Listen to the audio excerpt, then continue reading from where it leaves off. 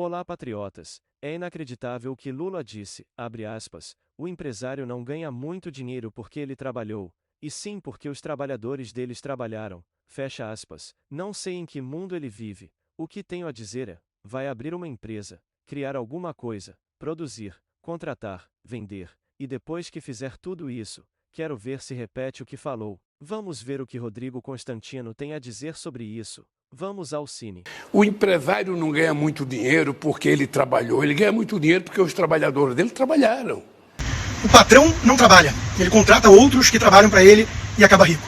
Essa é uma falácia das mais antigas no mundo, alimentada, claro, pelo marxismo recalcado e ignorante.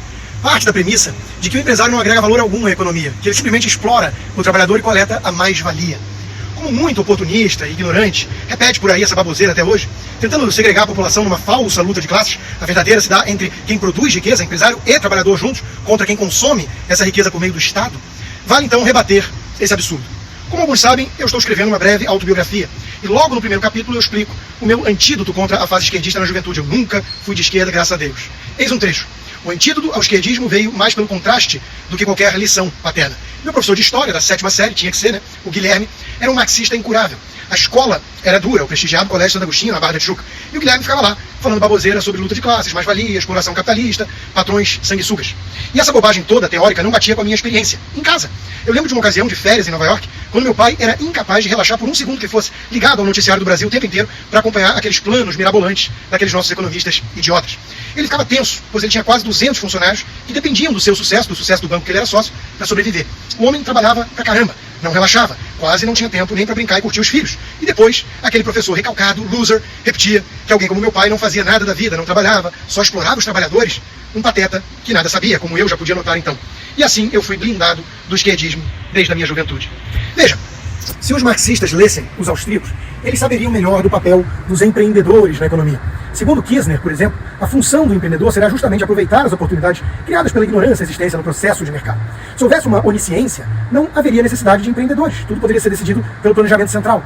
É a figura do empreendedor que vai perceber oportunidades existentes de lucro, porque há alguma falha no mercado. Este empreendedor não precisa ser um proprietário dos recursos de produção. Ele pode começar com $1000 numa garagem. Ele simplesmente vai saber onde comprar os recursos por um preço que vai ser vantajoso produzir e vender determinado produto. Seu valor vem exatamente da descoberta dessa oportunidade existente, e não explorando alguém ou alguma coisa. Só essa situação de imperfeição. O equilíbrio do mercado não existe como numa fórmula clássica. O empreendedor não teria função nesse cenário, porque não haveria como coordenar os agentes para obter lucro. É a ineficiência existente na realidade que permite uma realocação dos recursos por parte desses empreendedores, tornando o resultado todo da economia mais eficiente. O empreendedor fica alerta para a possibilidade de usos melhores dos recursos escassos, não apenas para as demandas e ofertas já existentes, como também para mudanças nelas. Ele deve saber onde as oportunidades inexploradas estão. Na busca pelo lucro, a ação empreendedora vai reduzir a discrepância entre os preços pagos pelos agentes de mercado. A sua função é similar aqui à de um arbitrador. O empreendedor é então aquele alerta às informações que o mercado gera continuamente num processo dinâmico, fazendo ajustes que resultam da ignorância existente no mercado. Se os marxistas conhecessem Ayn Rand também, eles evitariam esse constrangimento de declarações estúpidas sobre o rico ter explorado o pobre trabalhador para ficar rico.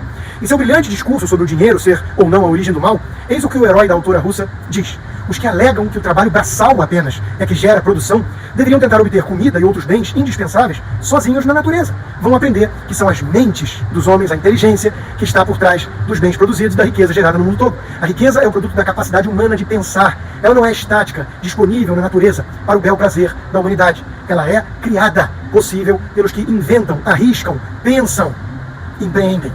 Isso não é feito à custa dos incompetentes, preguiçosos ou tolos, ou burros. Não é resultado da exploração de nada, mas sim fruto do potencial e da habilidade de alguns homens.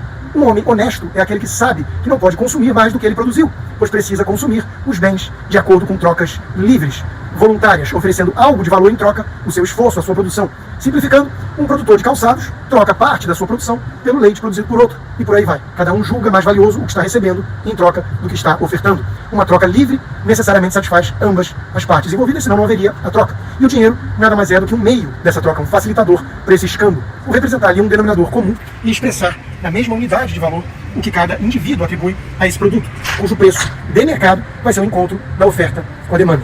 Técnico demais? Ou dá para entender? Talvez não um marxista, né?